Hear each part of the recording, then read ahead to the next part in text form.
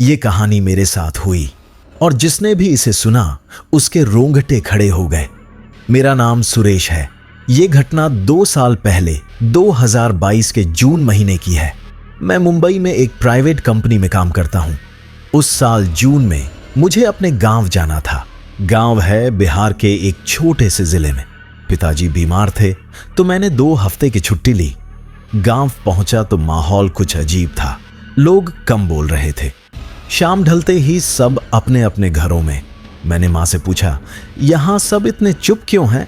माँ ने जवाब दिया, बेटा कुछ दिनों से गांव में अजीब बातें हो रही हैं। कैसी बातें?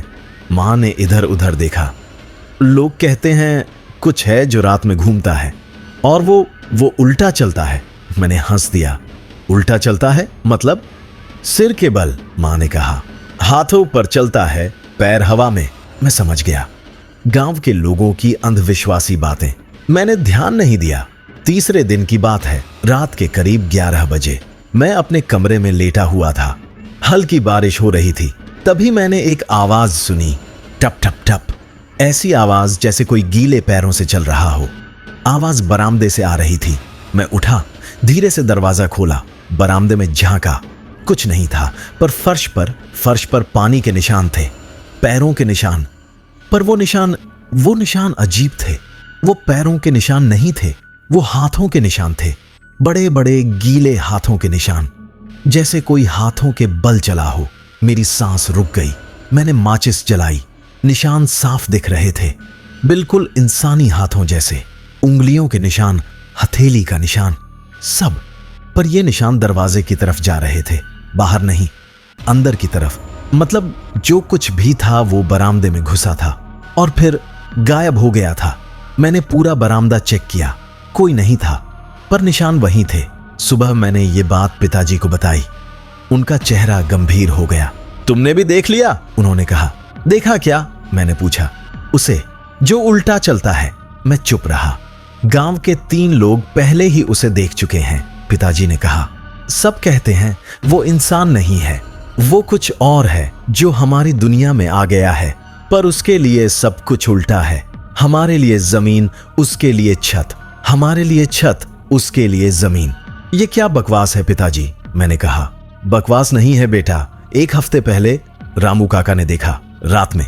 वो बोला उसने एक आदमी देखा जो हाथों के बल चल रहा था, सिर नीचे पैर ऊपर, और वो दीवार पर चल रहा था, छत पर, जैसे उसके लिए दीवार ही जमीन हो। मैंने सोचा रामू काका शायद पागल हो गए हैं या शराब पीकर आए थे। पर अगली रात मैंने खुद देखा। रात के 2 बजे मुझे प्यास लगी। मैं पानी पीने नीचे आया। रसोई से पानी पीकर जैसे ही मैं लौटा, मैंने खिड़की से बाहर देखा।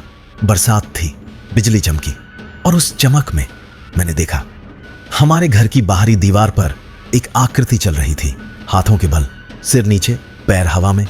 वो दीवार पर चल रहा था जैसे दीवार जमीन हो। बिजली फिर चमकी। उसने मुड़कर देखा और मैंने उसका चेहरा देखा।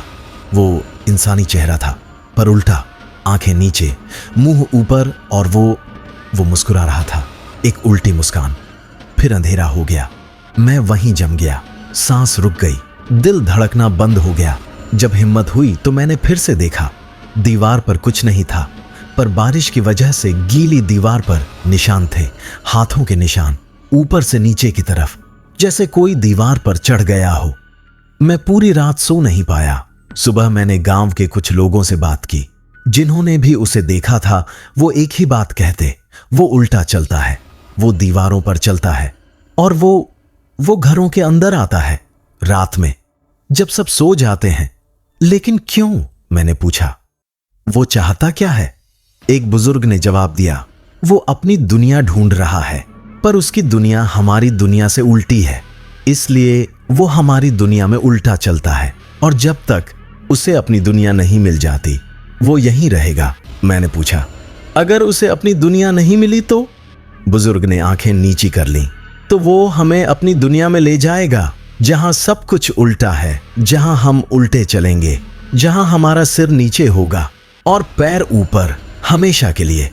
उस दिन शाम को गांव के सबसे बुजुर्ग व्यक्ति दादाजी मुझसे मिले। बेटा, उन्होंने कहा, तुम शहर से आए हो, तुम मानोगे नहीं, पर मैं तुम्हें सच बताता हूं, ये कोई भूत प्रेत नहीं है, ये कुछ और है। ये दूसरी दुनिया का रास्ता है जो खुल गया है और उस दुनिया से कोई आ गया है। दूसरी दुनिया? मैंने पूछा।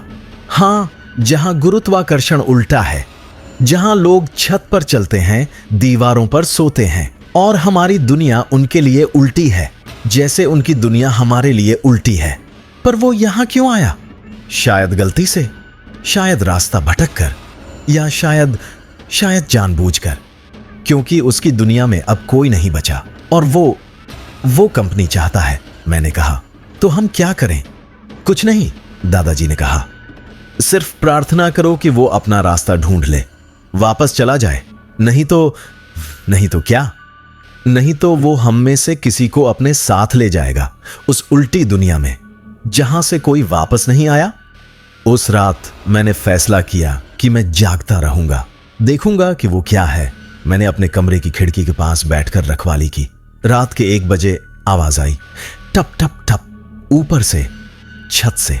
मैंने सिर उठाकर देखा, छत पर हाथों के निशान बन रहे थे, गीले निशान, जैसे कोई छत पर हाथों के बल चल रहा हो। और वो निशान मेरे ऊपर वाली जगह पर रुके।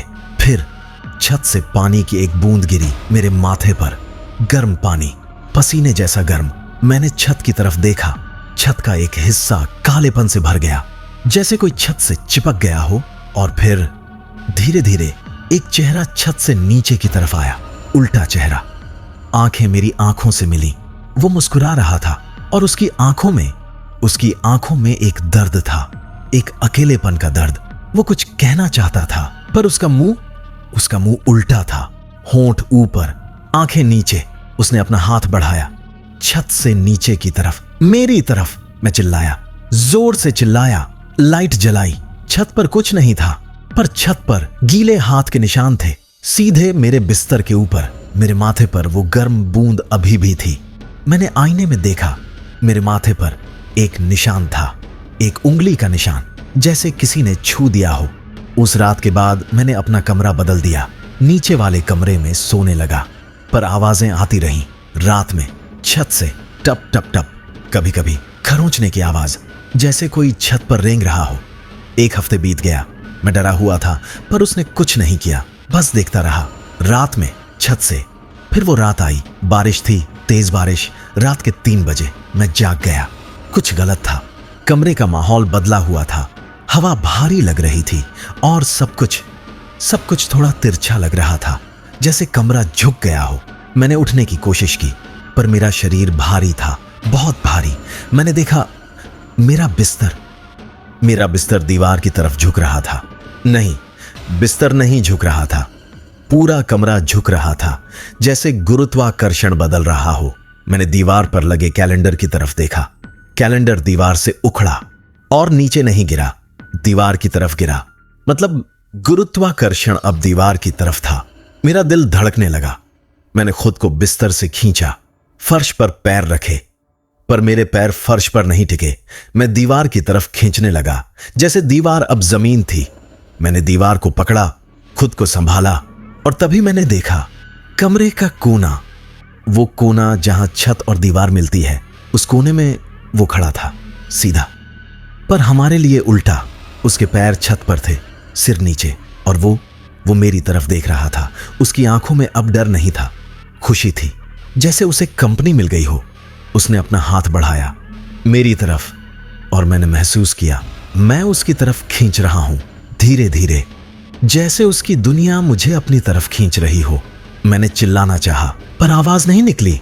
उसने मुस्कुराया और फिर उसने बोला, पर आवाज उल्टी आई, जैसे टेप रिवाइंड हो रहा हो।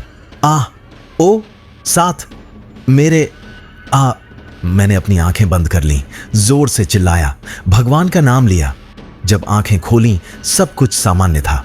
मैं फर्श पर पड़ा था, बिस्तर सीधा था, कैलेंडर फर्श पर कमरे के उस कोने में वहां गीले निशान थे, 2 पैरों के निशान छत पर, जैसे कोई वहां खड़ा हो।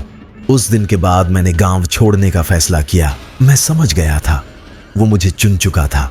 शहर लौटते वक्त ट्रेन में मैंने खिड़की से बाहर देखा, और मैंने देखा पेड़ों की शाखाओं पर हाथों के निशान, जैसे कोई पेड़ों पर उल्टा चल रहा हो।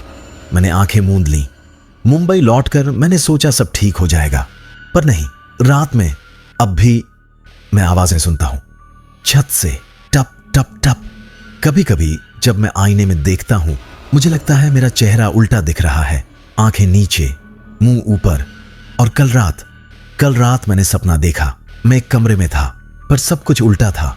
फर्नीचर छत पर लगा हुआ था, मैं छत पर चल रहा था और नीचे आसमान था और वो वहां था, अब सीधा खड़ा था, मेरे लिए उल्टा।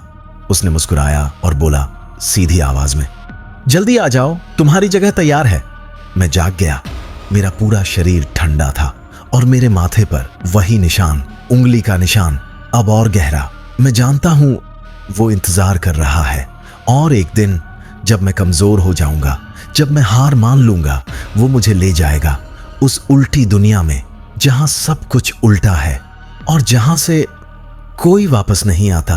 क्योंकि एक बार जब तुम उस दुनिया में चले जाते हो, तुम्हारे लिए ये दुनिया उल्टी हो जाती है और तुम कभी वापस नहीं आ सकते, कभी नहीं।